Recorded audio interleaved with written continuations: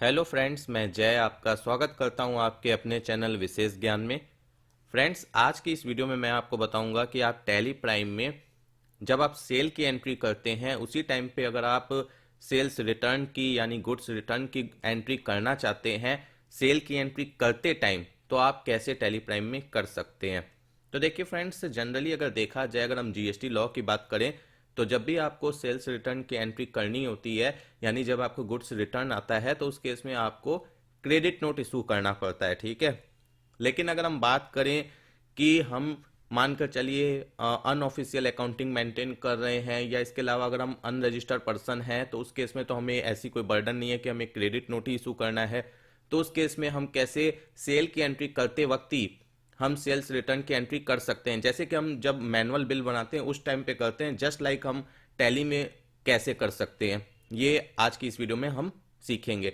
इसके अलावा अगर फ्रेंड्स मैं B2C की बात करूं यानी जब आप एक कंज्यूमर को गुड्स सेल करते हैं तो उस केस में अगर हम जीएसटी की भी बात करें तो वहां पर हमें सेपरेटली इनवॉइस वाइज डिटेल नहीं डालनी पड़ती है जीएसटी पोर्टल पे, और इवन हमें ना तो कोई क्रेडिट नोट ना डेबिट नोट डालना पड़ता है B2C के केस में। वहां पर हमें जो नेट ऑफ लाइबिलिटी होती है सिर्फ हमें वो एंटर करनी पड़ती है, तो मेरे हिसाब से हम उस केस में भी यूज कर सकते हैं। बट लेकिन अगर हम लॉ की बात करें तो क्रेडिट नोट इशू करना चाहिए। तो फ्रेंड्स, हम सबसे पहले सेल की एंट्री कर लेते हैं, उसके बाद मैं दिखाऊंगा कि जब वो पर्सन हमें गुड्स रिटर्न करेगा और उस टाइम पर अगर हम उससे कुछ सेल भी कर रहे होंगे तो हम उसकी एंट्री एक साथ कैसे कर सकते हैं। तो हमें जाना होगा अकाउंटिंग वाउचर में, वाउचर्स में हम चले जाएंगे। यहाँ पर हम कैश में सेल की एंट्री करेंगे, या तो आप बैंक को भी यूज कर सकते हैं। यहाँ पर मानकर चलिए किसी पर्सन ने, जो कंज्यूमर है, उसने आपको तुरंत हैंड टू हैंड कैश दे दिया या बैंक के थ्रू आपको ट्रांजैक्शन कर दी फोन पे वगैरह के थ्रू, तो उस केस में आप यहाँ पर जो भी आपके केस में पेमेंट की मोड होगी वो आप ले लेंगे। क्योंकि हम, जाहिर सी बात है कि जब B2C की सेल की एंट्री करते हैं और अगर हम उसे क्रेडिट में कुछ नहीं देते हैं तो उस केस में हम मोस्टली इसी तरीके से एंट्री करते हैं, या तो कैश में करते हैं या बैंकिंग मोड के थ्रू अगर हम पेमेंट लेते हैं तो हम यहाँ पर वो लेजर चूज करते हैं। यहाँ पर मानकर चलिए मैं कोई भी एक आइटम ले लेता हूँ, 10 पीस मैंने ले लिया 100 रुपए के रेट से, ठीक है।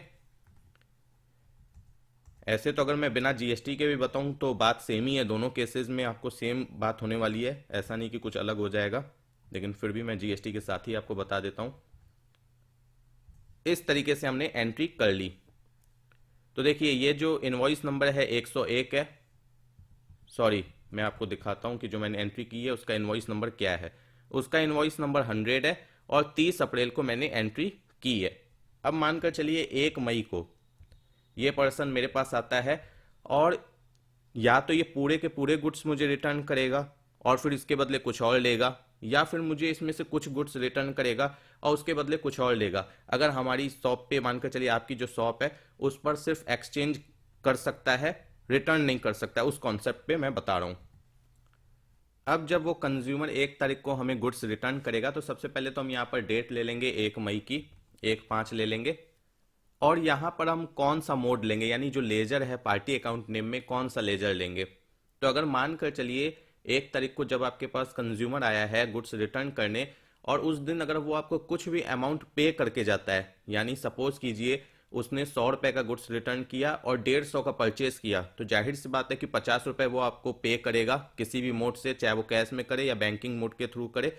तो अगर ऐसा कॉन्सेप्ट है कि रिटर्न तो कर रहा है लेकिन उस दिन जब वो नया गुड्स ले रहा है तो उस टाइम पर कुछ ना कुछ अमाउंट वो हमें पे कर रहा है, तो जिस भी मोड से हमें वो पेमेंट करेगा, अगर बैंकिंग मोड से पेमेंट करे तो जो बैंक का लेजर है वो यहाँ पर लेंगे पार्टी अकाउंट नेम में, कैश मोड से पेमेंट करेगा तो कैश का लेजर लेंगे, ठीक है। लेकिन अगर बात की जाए कि वो एज इट जितना गुड्स हमें रिटर्न कर रहा है उतने ही वैल्यू का हमसे गुड्स ले रहा है, ना हमें कोई पैसे दे रहा है ना हमसे कुछ वापस ले रहा है, क्योंकि हमारे यहाँ एक्सचेंज का ऑफर रहता है, हमारे यहाँ रिफंड का ऑफर नहीं रहता है। तो इस केस में हम उसे देंगे तो कुछ नहीं और ना ले रहे हैं, तो उस केस में हमारे पास दो ऑप्शंस होते हैं, या तो हम जाके पीछे जो सेल्स की एंट्री है उसे मॉडिफाई कर दें। अगर हमें क्रेडिट नोट वगैरह बनाने में दिक्कत होती है तो हम सीधी सी, हमारे पास सॉल्यूशन है कि हम जाके एंट्री को एडिट कर दें जो हमने पहले सेल्स की एंट्री कर रखी है। या इसके अलावा हमारे पास एक और कॉन्सेप्ट है कि जिस भी मोड में हमने पेमेंट रिसीव की थी, मतलब जब हमने सेल की थी प्रीवियसली, तो उस लेजर को हम यहां पर ले लेंगे, ठीक है। तो अभी हम पहला जो हमारा कॉन्सेप्ट है हम उसे लेकर चलते हैं कि हमें वो कुछ ना कुछ अमाउंट पे करके जाएगा। तो इस केस में क्या करना है, देखिए आइटम बी उस दिन उसने मुझसे लिया था 10 पीस, वो मुझे वापस कर रहा है 5 पीस। तो यहाँ पर हम क्या करेंगे, -5 लिखेंगे, क्वांटिटी में -5 लिखेंगे, और 100 रुपीज़ के रेट से हमने लगाया था तो हम 100 रुपीज़ यहाँ पर ले लेंगे। ठीक है, यहाँ पर 100 रुपीज़ ले लेंगे। उसके बाद हमसे यहाँ पर वो आइटम ए ले रहा है। ठीक है, ये हमसे 5 पीस ले रहा है, लेकिन ये 120 रुपए के रेट का है। ठीक है, तो यहाँ पर हम 120 ले लेंगे। तो अब आप देखिए वो पर्सन मुझे कितना पे करेगा, नीचे टोटल में आपको रिफ्लेक्ट हो रहा है, वो मुझे सिर्फ 100 रुपीज़ पे करेगा, बाकी उसे कुछ पे करने की जरूरत नहीं है। अब मैं इस एंट्री को सेव करूंगा तो मेरा जो कैश लेजर है वो 100 रुपीज़ से इंक्रीज हो जाएगा, और ये जो मतलब आइटम बी है ये स्टॉक समरी में माइनस हो जाएगा, तो उससे मेरा आइटम जो स्टॉक आइटम है वो वहां पर इंक्रीज हो जाएगा। ये चलकर हम देख भी लेते हैं। पहले हम आ जाते हैं कैश में। यहाँ पर देखिए मेरा ये 100 रुपीज़ से मई में कैश इंक्रीज हो रहा है। आपको जो अप्रैल की लास्ट क्लोजिंग बैलेंस है वो 780 रुपये है, और अभी यहाँ पर 880 है। स्टॉक समरी में आ जाइए, यहाँ पर आइटम बी देख लीजिए, 20 पीस थे, 10 पीस सेल हुए, 5 पीस फिर वापस रिटर्न हुए, टोटल क्लोजिंग स्टॉक 15 पीस है। ठीक है, और ये हमारा आइटम बी जो सेकेंड इनवॉइस में सेल हुआ 5 पीस, तो अब ये भी यहाँ पर क्लोजिंग स्टॉक 15 है। तो आप देख सकते हैं इस तरीके से भी आप एंट्री कर सकते हैं। और सपोज कीजिए कि मानकर चलिए सेम अमाउंट का, वो जो मैंने अभी एंट्री की उसमें सेम अमाउंट का वो हमें रिटर्न कर रहा है और सेम अमाउंट का हमसे परचेज कर रहा है। तो मैंने बोला कि जिस भी मोड में आपने प्रीवियसली सेल के टाइम जो लेजर लिया था वही लेजर यहाँ पर भी ले लेंगे, और यहाँ पर क्या करेंगे, सिंपल एंट्री है, इसमें कोई बहुत भारी बात नहीं है। यहाँ पर जो आइटम भी है वो तो वैसे ही रहेगा। यहाँ पर क्या करेंगे, इसका मानकर चलिए इसका भी रेट 100 रुपीज़ है, तभी हमारा सेम रेट होगा। अब देखिए नीचे जो वैल्यू है वो 0 है, एक भी रुपए वो आपको पे नहीं करेगा।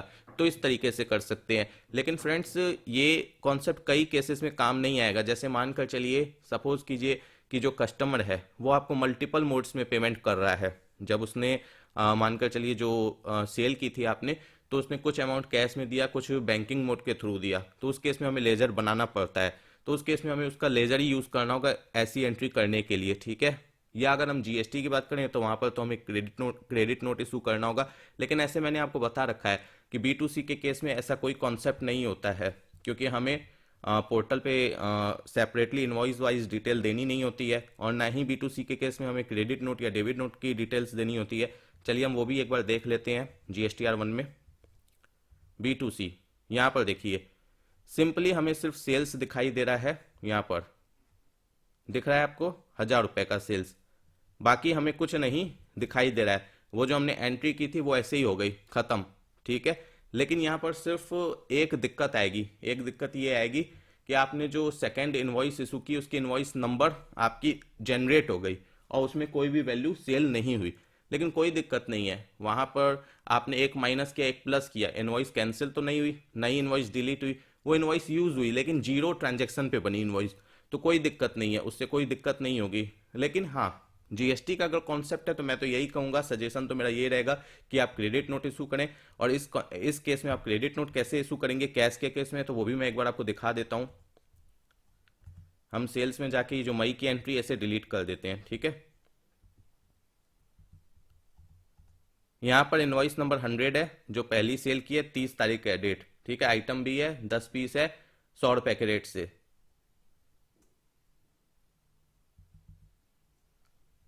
और फ्रेंड्स मुझसे एक मिस्टेक हो गई, एक मिस्टेक हो गई। इसमें जो 100 रुपये है वो इंक्लूसिव ऑफ टैक्स है, नीचे जीएसटी भी लगाई है। लेकिन जब मैंने वो जो नेक्स्ट एंट्री की जिसमें मैंने सेट ऑफ किया था वहाँ पर मैंने जीएसटी नहीं लगाई थी, तभी वहाँ पर मतलब मैंने जब एक्सक्लूसिव रेट में 100 रुपीज़ डाल दिए तो भी नीचे मेरा अमाउंट सेम आ रहा था, क्योंकि मैंने जीएसटी नहीं लगाई थी। ठीक है, तो वो आप कर लेंगे, ये मुझसे मिस्टेक हो गई बताने में। लेकिन दोनों केसेस में सेम ही रहेगा, सिर्फ मेरा रेट लगाने का तरीका गलत हो गया कि मुझे इंक्लूसिव में लगाना था, मैंने एक्सक्लूसिव में लगा दिया और जीएसटी नहीं लगाई। बाकी सारी चीज़ें सेम रहने वाली हैं। अब आ जाइए क्रेडिट नोट।